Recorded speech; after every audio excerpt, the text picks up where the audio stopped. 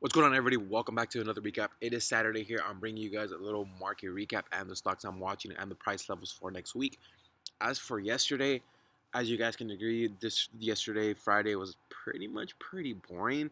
We technically only had this bounce here to like the 12-20 mark, pulled back, found some support at the previous resistance here, or the previous support, which became resistance, and then we came back to support here around the 11,880 mark. And this was our free chat. Make sure you guys check out the link below. I lost 20 bucks. I was trying to short Apple. So this is NQ. And I said going to sit out the rest of the day, but I did not. And I said NQ just sideways needs to break out here. And where is it? I say fake outs. Right 10 minutes before this, as soon as we started moving past that resistance, we were just wedging. We were just trading sideways for the most part. This is the 5 minute. Let's pull up on the 1 minute. Very boring here, just sideways. This was a period of resistance, and then it became support, and then this is where I got squeezed. So this was 11:55, and fires are usually boring and full of fake outs, and exactly what happened. I cut my loss. Yes, if I would have held the short position, it would have paid off, but I bought Apple on the dip. I forgot which one of these dips it was, but we made back. So we made 60. We were supposed to make 80 to 100 bucks, but I cut my profit. I forgot which one of these bounces it was. I think it was this one. It was this one because I didn't want to get into another position right into the market close because I thought either this is gonna really tank and I'm gonna lose, or this can bounce all the way back up above EMA to like the 840 mark and really curl up. But I didn't want to take the risk because there was like 3-4 minutes left into the market close, so I just took the profit. But yeah, I got squeezed here and we pulled back. Look at this drop out of the EMA. As for Apple, it was this bounce here for sure, 100%. And then it didn't. It just flattened out. So I'm not gonna hold anything over the weekend just because you guys know I lose a lot of sleep when I hold things over the weekend or just swing overnight.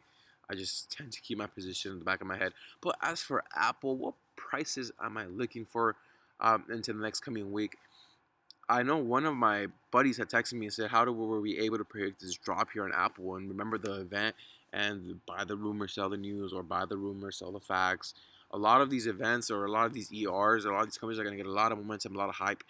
Number one on my list right now is Tesla. I know it has its earnings right here on the 21st aftermarket close.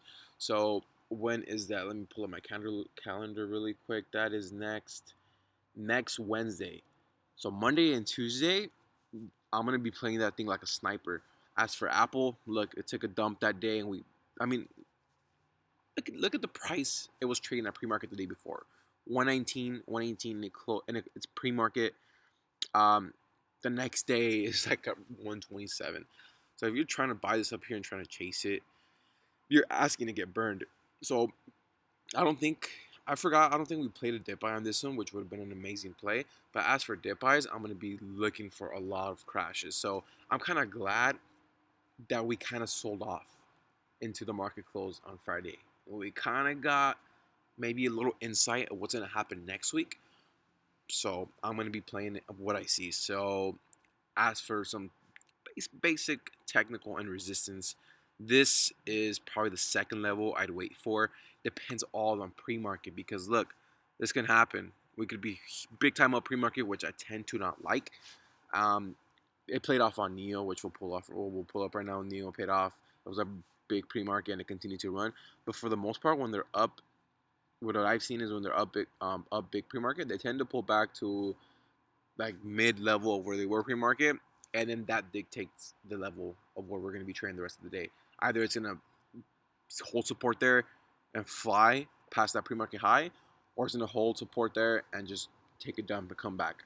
So we're going to see if can this close above 120.35, which is my next level, or is it going to come down to like the 117 mark? So that's that wedge we're going to be playing into.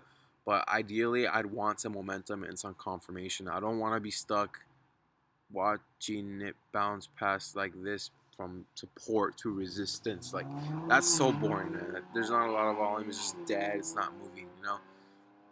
So let's pull up. Which one was another one?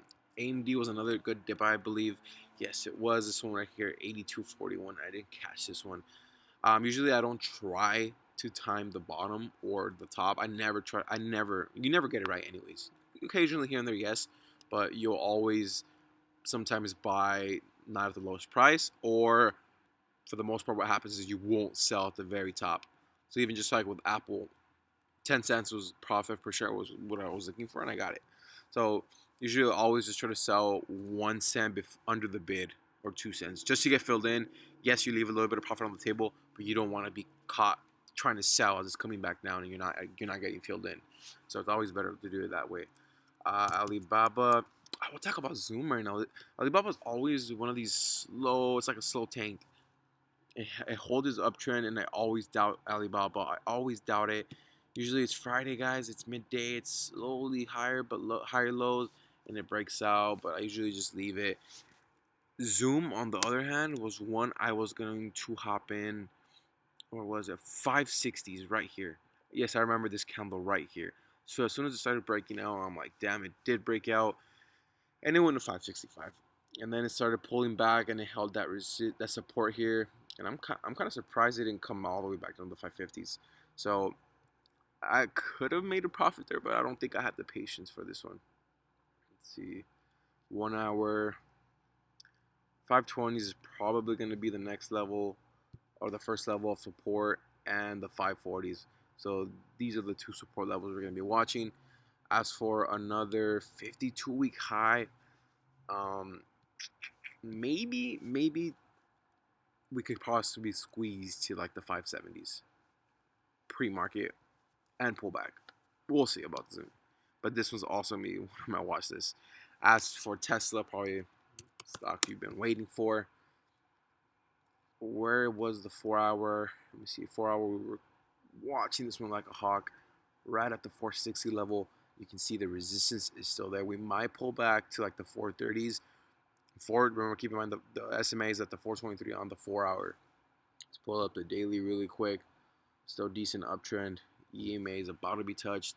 So I'd ideally, as keep in mind earnings next week, I'd want it to I'd possibly just wait for it to be above the 442s, because I don't think we come down under 436, if I'm being honest. I don't think we come down. I think we possibly could gap up to like the 445. But keep in mind, I'm going to be waiting for it to pass these lows right here, the 443, 444, before I get in anyway.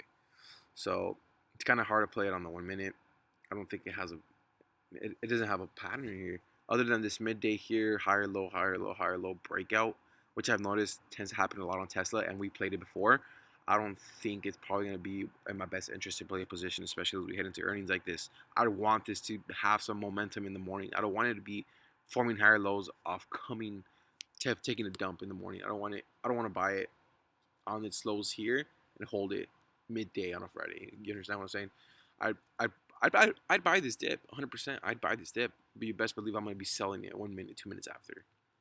So that's probably going to be the level I'm watching right around here, 444, 445, and hopefully, like I've been talking about, the 460s is where we end up, 460 plus. That's what I'm gonna be watching for Tesla. But if we don't get that, and it starts tanking, which I highly doubt, I'm gonna be penny pinching every dip, 100%. Neo, 29s, right? 29.40, yes, was the high. This one, I think we could come down and find some new support. So if this comes down, it's gonna be a win regardless if we hold the 27.50s, because from there it could easily bounce back up to the 29s, and we've seen with Neo and the momentum it has. But as for Friday, like I said, it wasn't really much of an interesting day in the overall market. Anyways, we pulled back and held this 29, 28, 20 support very well throughout the whole day, other than this little minor crack, but we pulled back up. So I'd possibly just wait on Neo on this one. As you can see, on the 4 hour, we did manage to get that breakout. But if we could pull back maybe to the 27.50s and find some support there, it's gonna be a win regardless. Roku, kind of see a little head and shoulders forming here, but Possible support at 212, possible support at 220. Who knows? We're gonna see on this one. I don't think I like this downtrend here on the 5 minute. So we're gonna wait to see if we can hold the 220s or the 222 level here and just curl back up. So not rushing on this one. Another one I'm not rushing is Beyond Meat. Still holding the 180s, but like I said, on the 1 minute, it's super ugly. 1 minute ugly chart pattern. I would not buy this. On the 1 minute, where I would possibly be interested is right around here, guys, the 170 mark. So it's coming off its highs, forming the lower highs, and you guys can see this, right? It's a descending triangle, but it's holding that support here. So if it comes down, we could possibly come down to the 175 area. And then from there, where I'm interested is right around here, the low 170s, potentially maybe 160s. So that's pretty much it for my watch list. TQ, which this one had some basically NQ, but I was watching it. Where was I watching this one? I didn't buy this one. I could have, but I was too focused on Apple. So we'll see how NQ dictates the Qs, the SQ and TQs. But that's pretty much it for my watch list. Alibaba, Amazon, AMD. Yeah, that's pretty much it for my watch list. If you guys have any other questions, make sure you leave a comment or reach out to me in the chat. First thing down below, it's completely free. Leave a like on the video, subscribe. And I'll see you guys Monday morning for another interesting week. Take care, everybody. Have a good weekend.